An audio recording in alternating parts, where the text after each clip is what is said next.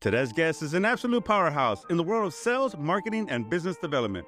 She's led high-performing sales teams, built a successful event marketing agency, and closed millions in deals, all while being a badass entrepreneur. But that's not all. She's about to make a huge announcement, and she's sharing it right here on the show. So buckle up, because this episode is packed with inside stories and a lot of fun along the way. Started from the bottom, now we're here.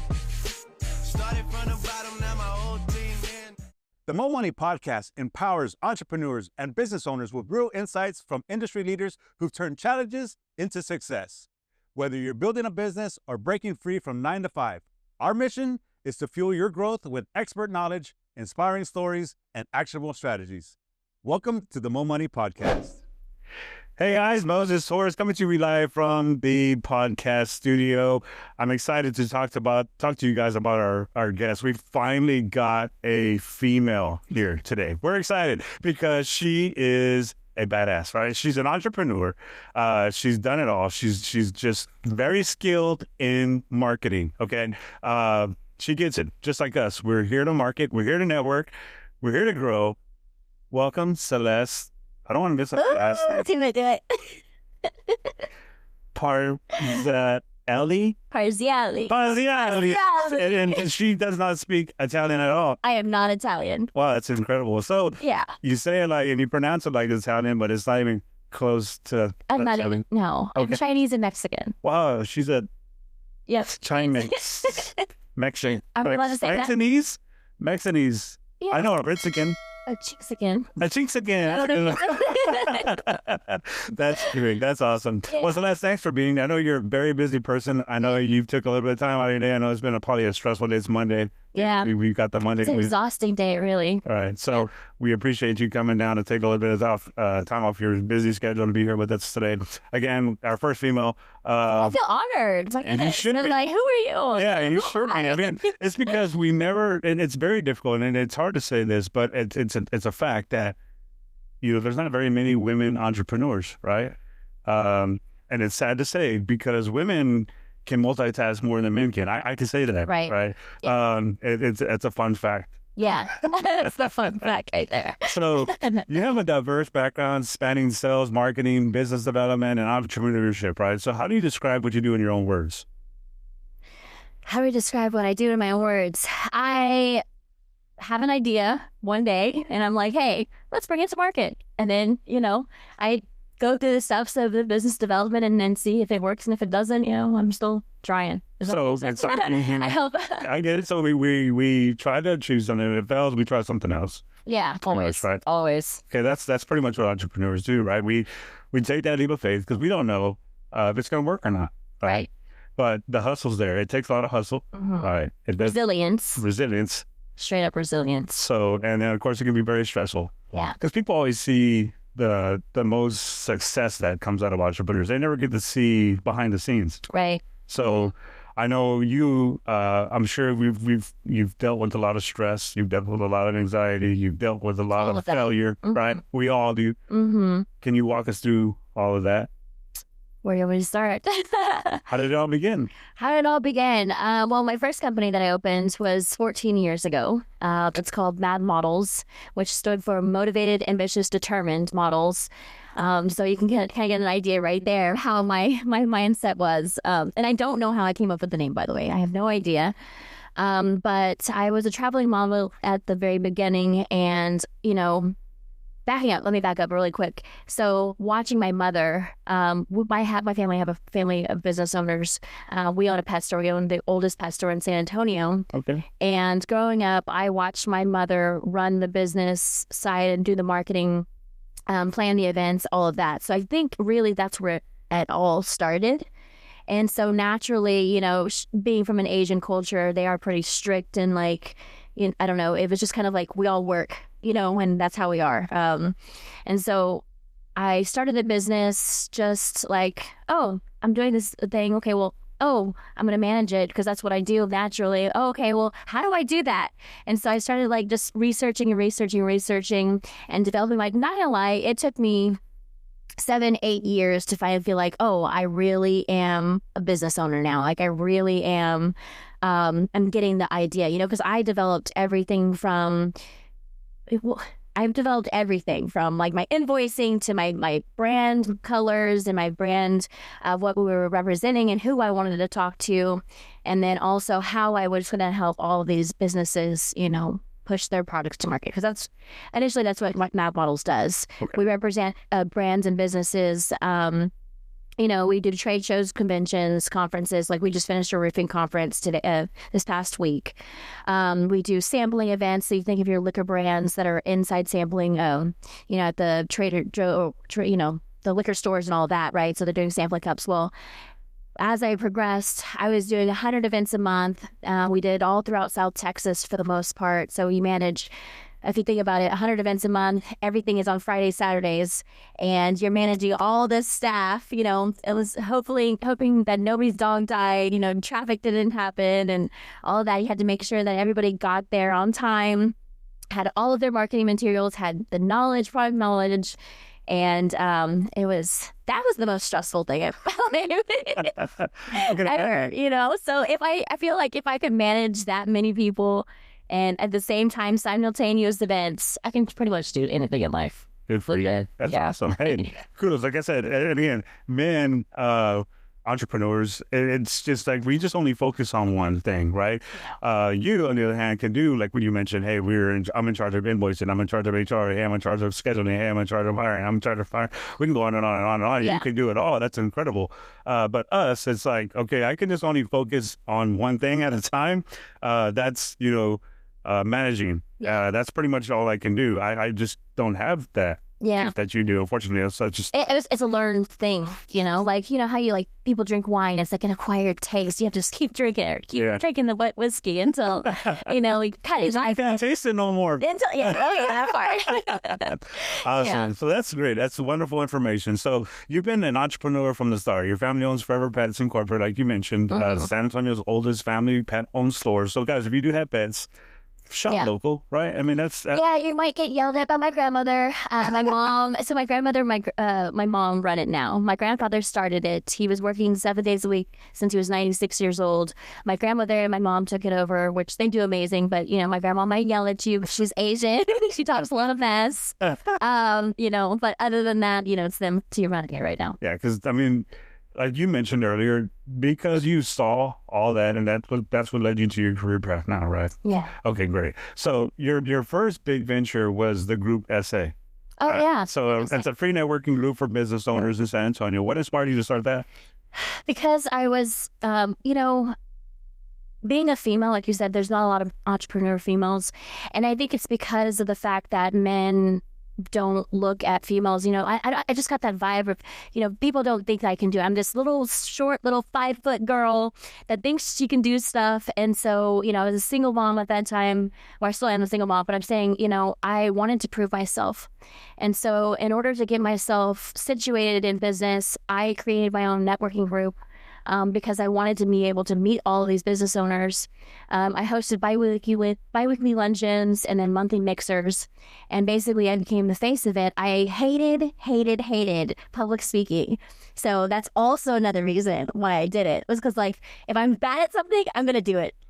Just to do it, just to make myself get better at it. That's awesome. That's awesome. Yeah. That's incredible. So, who are some of the biggest companies that you've networked or used networking for groups? I mean, if you were to say City of San Antonio, we did some stuff for the rivers and all of that.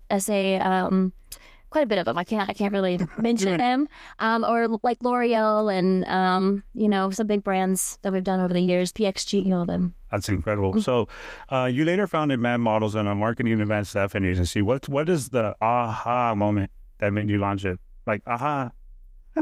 What made me launch it? I just did it. I don't know. That's 14 years ago. All right. That was 2010. Yeah, exactly. I don't know. The aha moment was just I just naturally tend to take things over when I get into something. So. And I know we all run into challenges, right? So what was some of the biggest challenges that you know, in the early days of running an agency?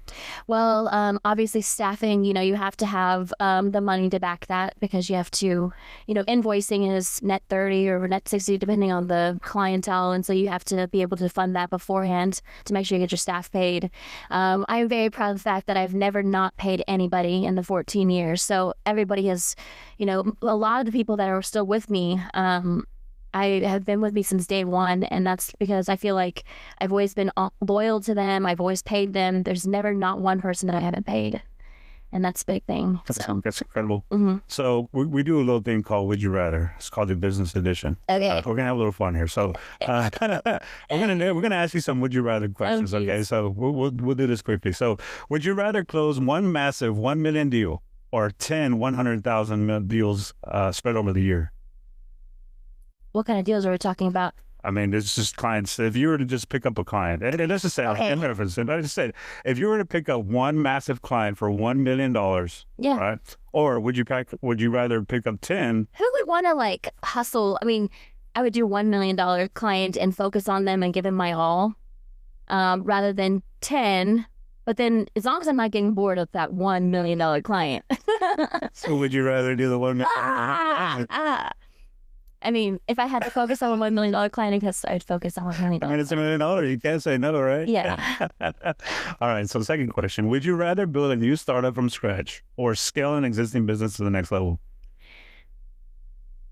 Well, see, that's another one. You can't say that. The scale, the old one. How old is this? Is this are you scaling it and they're set in their ways and not willing to change? I mean, you're the professional, right? So obviously they're going to trust you. Some businesses, for example, I was talking to a company that's 100 years old. Obviously, they're not going to want my marketing, guidance. I'm like, I'm not trying to change anything because I know that y'all are tried and true, but they're so set in their ways that they're not going to allow anything that's new. So there's a question, there's a question. Are they stubborn or are they not? Or are they plateaued? Have you plateaued? Yeah. Right? Because a business always wants to scale, right? Right. So if you're plateaued and you're stuck in your old ways, what can you do different? Because things are changing. Obviously, they're coming to me for a reason. It's correct. Yeah. Something's not working. Something's not working. But they, really deep. So I guess starting my own business. There you go. Let's go for it. Answer. So would you rather have a team of highly skilled but difficult personalities or average skilled employees who are amazing team players? Second one. Yep. Right. Because you can always develop people. Got it. So if you could start a business with any celebrity, all right, who would it be and what business would it be? I don't know that. Okay. I'm assuming it has to be a female, right? Sure. All right, cool. All right, why not? What would it be? What's my next venture? I don't know. That's can we skip to that one? I guess we'll come back to that later, I guess. All right. So would you rather have your company featured in a Super Bowl commercial or go viral on social media with 100 million views overnight? Viral, because I want that loyalty. True, because in the Super Bowl, it's just a one-time deal, right? Mm-hmm. Awesome. Okay. So you then pivoted to sales, right? Becoming an area sales manager at Pure Energy. What products were you tasked with to scale up Pure Energy? So that was another one of my clients. So what you're reading, from the LinkedIn and all of that was kind of like a resume.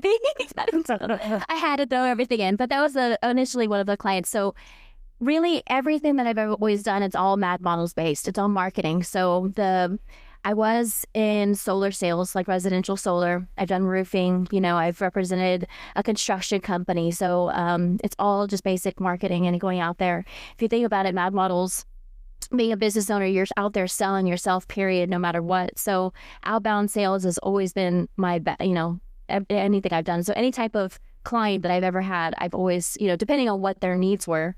And for example, the Pure Energy, which was solar, that was door knocking. That was going door to door to door to door. Now, if you could do that and get your face slammed on by doors, oh my gosh, you can do anything in the world too. Did you hear that? I hope the audience read that because that's exactly where I came from. So yeah, a little background about where I came. So I did water softener sales door to door. Nice. And I've done 100 of those before. And it's, I actually enjoyed it. Not the getting the door slam in your face part, but being out there meeting different people, because that's the fun part, right? You get to see everybody that you've never met before. That's pretty cool, right? You get to see what they're all about, where they came from, That's just me. Right. I love talking to people. I like to know where they come from, where they've been. But that's how I started. I don't know, 16 years ago, door-to-door sales. I would knock on every single door. Yep. Get my, yeah, door-to-door sales. But Yep. I mean, it's like you just said, if you can do that, you can do anything because it's all about getting your face out. And you're in people's personal spaces, but at the same time, typically when you're it's home services. And that's recession-proof, period. Yeah. So, yeah, D2D is the way to go. Awesome. So you personally generated over $1 million in sales per year, right? I'm a big believer in the hallway close because I teach my guys, it's all about the hallway close, right? That's worked for me and then when I was a sales rep. So what's the key for you consistently closing deals? Believing in your product and being able to manipulate it so that the program works for that person specifically. Great answer. So what's the biggest misconception about sales that most entrepreneurs get wrong? Misconception about sales, that you have to sell. That is, if you're selling something, then you're doing it wrong. Right? Because if you're not, then, selling is about, you want to create something that person needs and benefits them versus just shoving something down their throat because you get a commission. You have to feel good about it. It's a great answer. So what were some ways that you would provide value during your sales presentations that made a no-brainer for potential customers to move forward with you? I think for that was that I felt them. I felt their pain of, for example, the solar was, they're paying high electricity bills. Okay, well, here's an opportunity to pay less, and a lot of these people that I talked to and these programs, they were in financial situations, and it just helped them long term. So when, a couple of years ago, I stopped doing that just because of the fact that the interest rates, I don't know if you remember, but a couple of years ago, it got screwed. And so I didn't feel comfortable anymore. And so therefore I stopped, selling it. Yeah, so maybe it's that guilt that we feel inside as a self. I have to be able to sleep at night. Yeah, exactly. So that's the difference between you and a salesman because, that's another thing. Like this, when you go car shopping, I personally hate it because it feels like the pressure's on, and it's not their fault. It's because it comes from the higher ups, and we get it. We understand. We know what it's like to be in their shoes, but we got to let them know that hey, I come from where you come from. Yeah. They're just push. So it's a difference between being you and being a pushy sales rep, right? Right. But if you can give one sales tip that can instantly improve a business owner's approach, what would that be? One sales tip that approaches, level yourself to that person, whatever product or service that you're promoting or representing, level yourself and understand your customer. Awesome. Are there any popular sales gurus that you would recommend business owners and sales managers to introduce their team to, like Jeremy Miner? Jeremy Miner. There you go. I love him. So do I, and he's a great. Shout out. Hashtag Jeremy Miner. Yeah, he's phenomenal. Yeah. But, Tom Funrom is really good. Zach Ziegler's. I used to listen and read all their stuff. Everything. It's just that there's a lot of them out there, but yeah, Jeremy Miner's incredible. He's upcoming and doing fantastic. He's D2D. Yeah, he's awesome. Are there any books that you would recommend? The Millionaire Next Door was really good. I forgot the other one that I really liked. I can look it up really quickly, but there's a couple. Yeah. So we did this really quick, right? So we usually give an audience to participate in this podcast. Right? Okay. We get them to say, "Hey, I want to ask some questions to the famous Celeste," right? So, so we got a few questions from the audience. Again, these are just random people that are just, "Hey, I want to ask this question," because they see what the oncoming podcast is about. So the first question is from Jessica from New Braunfels, Texas. She wants to know, "Hey, I'm a business owner myself, and I'm curious to know what your take is on women not supporting other women's businesses." Oh, yeah, you're right. There are catty women out there, I don't look at that anymore. I think that regardless if you're male or female, I feel like you're going to click with the people that you click with, and you're going to do well with people that you do well with, So if somebody's catty towards you, just ignore that energy and, find the people that are your people, and y'all can support each other because not everybody's going to do the same thing, and so that's kind of how I do business. Great. I don't need to do business with everybody. I need to do business with people that click with me. Awesome. So the second question is from Mark. He's in Seguin, Texas. If you had to start a business today from scratch, what industry would you go into and why? any type of home services is recession proof. With 2020 hit, Mad Models went from 100 events a month to 0. And so that hurt. That really hurt. But at that point in time, I was like, God, like I'm exhausted, So it was fine. It was a great break. Any type of home services, I feel like is super, recession proof. Awesome. Okay. So the third question is from Anna. She's in Kerrville, Texas, up in the hill country. She's like, hey, if a small business owner only had $500 marketing budget, where would you spend it at? The small business owner had a $500 marketing budget. Networking events are free. I would be out there just networking. Save that $500 if you really save it for gas. Yeah, save it for gas. And those key players that you need to really do business with, maybe buy them dinner or lunch. Good advice. So this question is from Tammy. She's here in San Antonio. She's saying, hey, why do you think there's this idea that men are most successful entrepreneurs, are more successful entrepreneurs than women? What's your take? Oh, I know why. To be honest, women, we think a lot. We think and think and think a lot. Men, they just do. It's like you have an idea, just do. And my ex was like that. It's very much like that. Yeah, just does. So the difference is women research. We research. Men just do. We process. How do people think about it? And then like how you said earlier, we're great at organizing and like doing multitasks. But the reason is because we're thinking about it. Yeah. You guys are like, no, let's just do it, and I'll fall later on. Confession of me. I'm joking. So this question is from Lauren. She's in San Antonio. She's like, hey, if you could have a billboard anywhere in the world with any message, what would it say?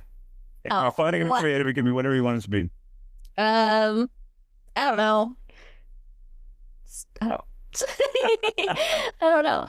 You've never done a billboard before, I assume, right? No, just live your best life. Live your best life. Awesome. Okay. So that was questions. We appreciate your questions. People out there. I know Celeste was last minute. She was just, hey, this is real quick. So we put it together for you, and I appreciate you answering those questions for us. Yeah. So the next thing we're going to talk about is leadership and business development, right? So we're going to talk about Reconstruction, Texas. Today, you're leading the business development at Reconstruction, Texas. What does that role look like day to day? So I'm reaching out to realtors. So Reconstruction is a general contractor based out of San Antonio. They do, a lot of residential repairs, but then also they work with builders and property managers. So I've got 4 different types of clients. I've got homeowners, I've got builders, property managers, and also realtors that are trying to flip homes and stuff like that. So basically, I'm constantly just out there, reaching out to them. On Mondays is really like my social media days where I'm out there, kind of because it's Mondays.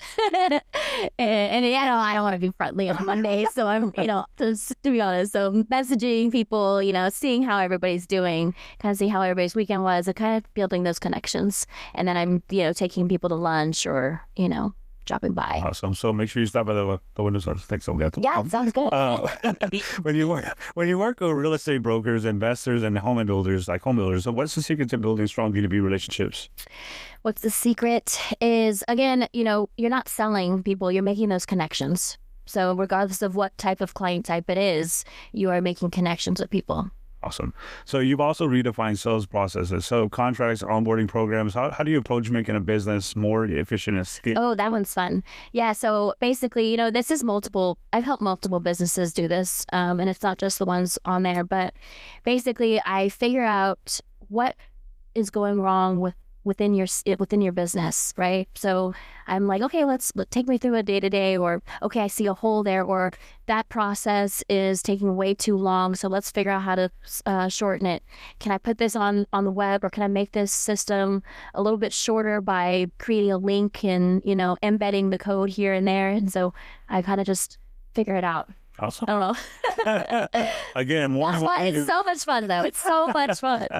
It's like my catering company. That's awesome. Yeah. Awesome. So how do you balance digital marketing, social media ads, email marketing with traditional relationship building in your role? So I like to do the ads. I'm not a professional at it. I will say that. Like, I'm still struggling with that. I think the changes, it constantly changes. And I just feel like Facebook constantly changes everything every single day, 24/7. It's not just Facebook, it's called Meta, right? Yeah, Meta changes everything. And I'm like, okay, now I'm dumb again. It's like you have to take a course every single day to freaking. Yes. Like, they have an update every day. Yes. And it's like lock. Yeah, it's my son. Like I told you earlier, he's doing his thing and so awesome. Yeah, but it's like rejected ad. It's like, okay, what did I do? Did I miss a comma? Yes. Did I have a semicolon in the wrong? Yes. Did I put a dollar sign somewhere else? It's so crazy. The rules are just. It's like reading a 50-page contract. I guess I don't know. It's just In person will never fail. And some people are like, no, like door to door is, door to door, but in person will never fail because you're making those connections. So going.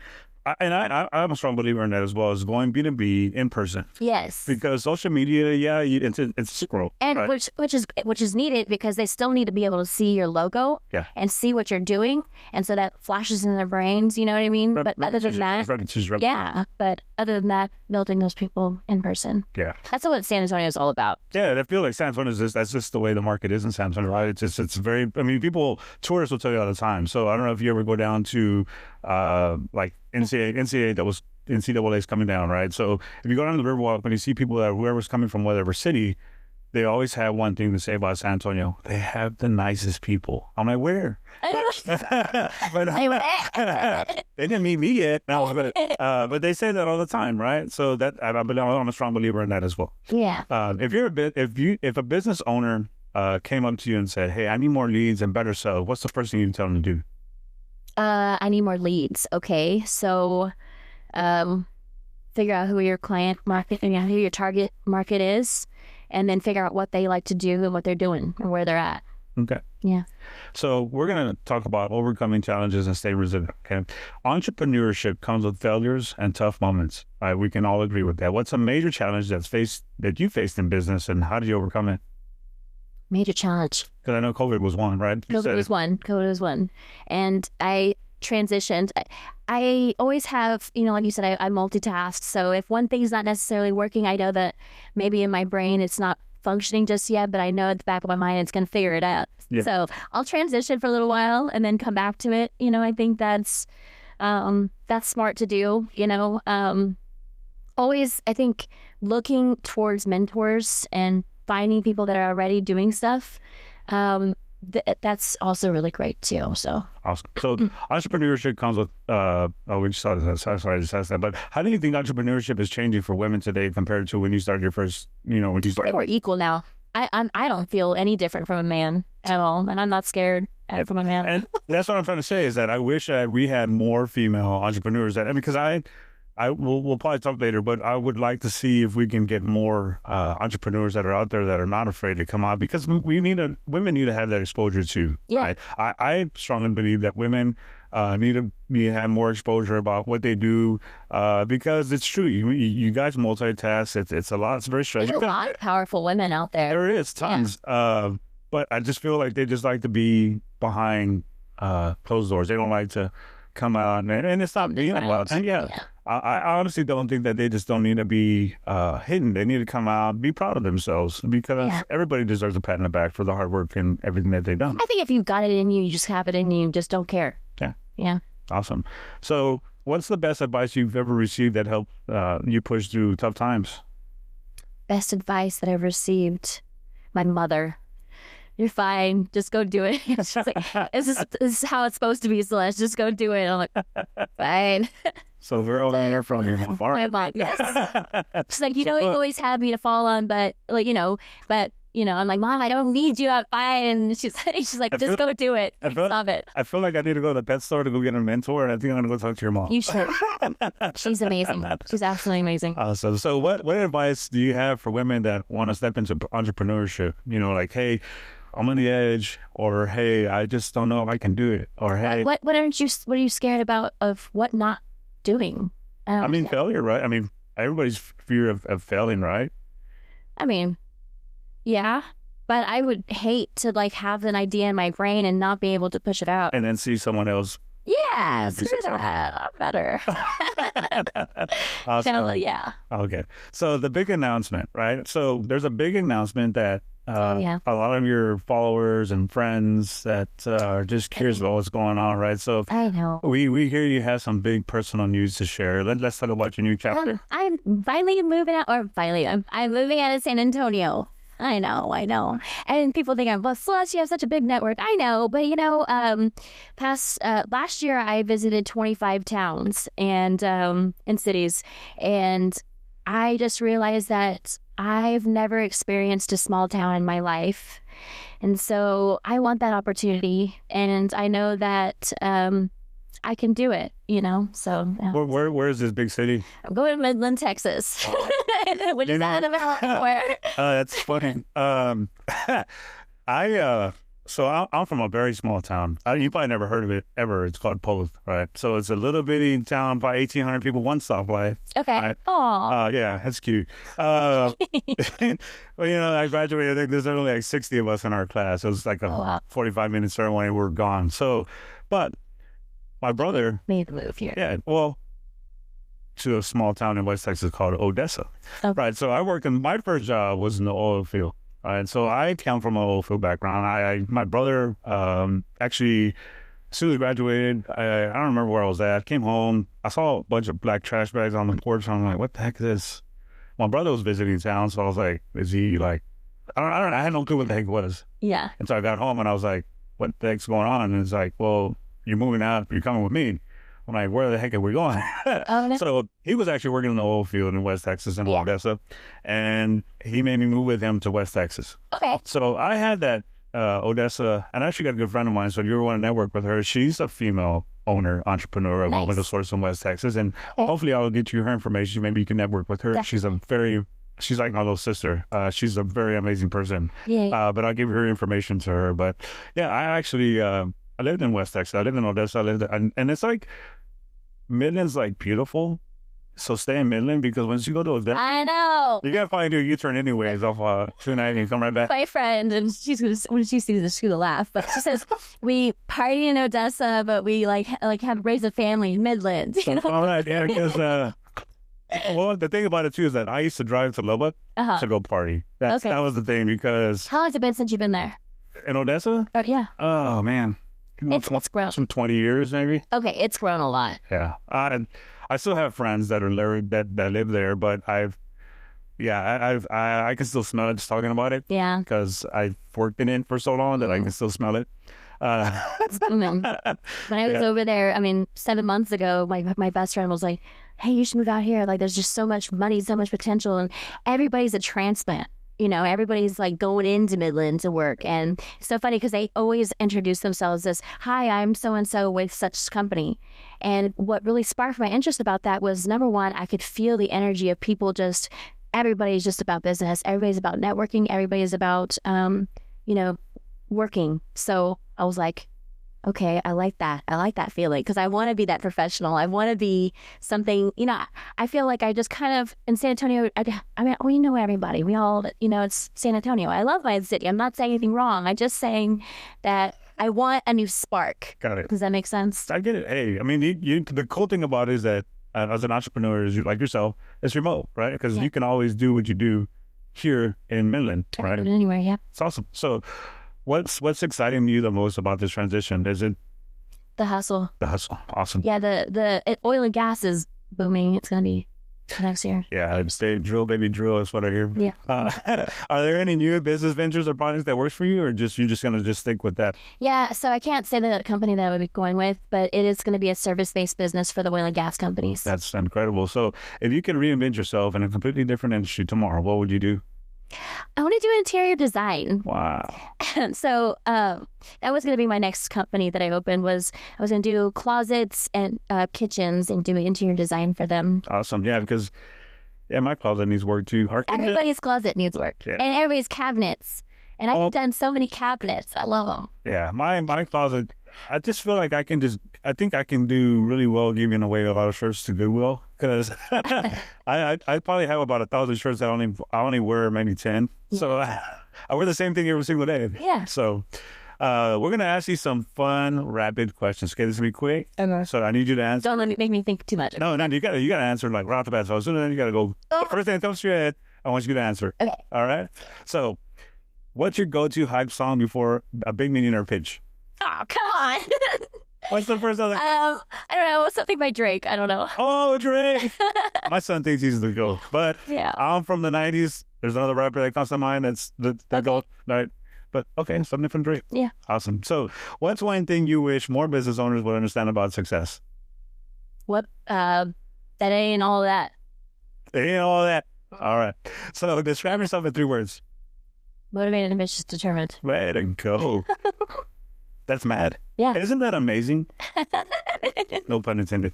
All right. So yeah, last with any entrepreneur, dead or alive, who would it be and why? Oh, I don't know. Elon Musk, but he's like really, really interesting to watch. Before all this happened, like he was just like curious to me. Like he's like an alien. Yeah, he's kind of weird. I think because I watched Joe Rogan podcast, and so that's really like. Yeah, Joe Rogan is the GOAT. Yeah, I love podcasts. Oh, that's a shout out to you, Joe Rogan. We're watching one of these years. Yeah, I love it. What's the wildest or funniest experience you've ever had in sales? I don't know. Like somebody door knocking, I answered the door naked. Wasn't cute. Was not cute at all. Okay. So which animal did you like most on the pet store? Oh, right now I want a bird. Bird. But I have a fluffy chinchilla that What is a chinchilla? It's like a fluffy little mouse-looking thing. Interesting. Yeah. All right. So if you had 60 seconds to pitch yourself a room full of investors, what would you say? 60 seconds. What pitching? That's what I would say. Nice. Sounds good to me. I'm the best. Celeste Right. the best. Celeste is the best. We can't pronounce her last name, but Celeste is the best. Awesome. So closing thoughts. I know, again, you took time out of your busy day, and we really appreciate it. We're really grateful because I know you got a lot of things to go and do, and you got. I'm honored that y'all thought of me. So. Again, I would more than happy. So if you know any entrepreneurs, we would love to have them on our show for sure. But closing thoughts. Where can people find you and connect with you, if that's okay? LinkedIn. LinkedIn. Mm-hmm. Okay. I use that. Any social handles that they can meet you at? Instagrams? Nah. No? Okay. Nah. LinkedIn. Find Celeste. Yeah. We'll have her information up here shortly. I'm not really trying to promote myself like that. LinkedIn, business professionals all day long. That's all we need. Yeah. So what's one final piece of advice that you leave with our listeners with their who are on their own entrepreneur journey? Just make sure whatever you're doing, just love what you do, period. You've got to love what you do. And if you love what you're doing, then the whole creative process is going to flow after that. Use your resources and use the people that are above you that are already doing it to kind of guide you along the way. But do it yourself. You know, Drake sings a song that I like, and it's called "We Started from the Bottom." Now, Yeah, that part. That one. There you go. That's the high one. You know, that's the cool thing about our intro song that I like the most is that we all started from the bottom. Now we're here. Yeah. Right, Miss Celeste. Thank you for being here with us today. We really appreciate your time. Folks, if you guys want to get a hold of Celeste, you can find her on LinkedIn. We'll have her handles here up shortly. You can find her and ask her any questions. Messages, okay for them to message. Yeah, Questions. So Let's you can keep in touch. Yeah, keep in touch with her. I know she's going to be going on to her new best of luck to you and your new endeavor, rather. Sorry. Yeah. Can't even talk today. It's Monday. But we really appreciate you being here today again. We're honored. Thank you so much. Best of luck again. Thank you. Thank you so much for being with us today from the Old Money Podcast. Adios. Well. Peace.